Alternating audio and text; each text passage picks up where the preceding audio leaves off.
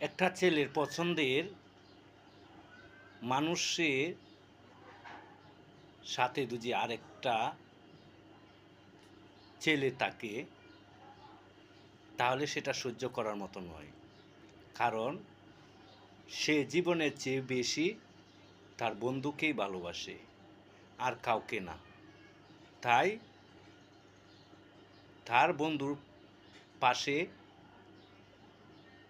অন্য কোনো ছেলের ছায়া দেখলেই তার মেজাজ গরম হয়ে যায়।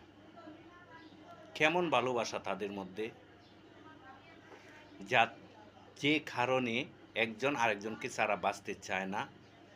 যে মানুষের ভালোবাসা আকৃষ্টিত হয়ে সব কিছু ছেড়ে দিয়ে তার মনের ঘরে বাসা বেঁধে নেয়, তার পাশে যদি অন্য কেউ এবং অন্য একটি ছেলে এসে দাঁড়ায়, তাহলে তার মেজাজ কেমন হওয়া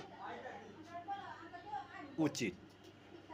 তাই একজনের পছন্দের মানুষের কাছে আরেকজন পুরুষ যদি এসে দাঁড়ায়, তাহলে দেখার মতো নয় এবং সইবার মতো নয়। সেটাই স্বাভাবিক।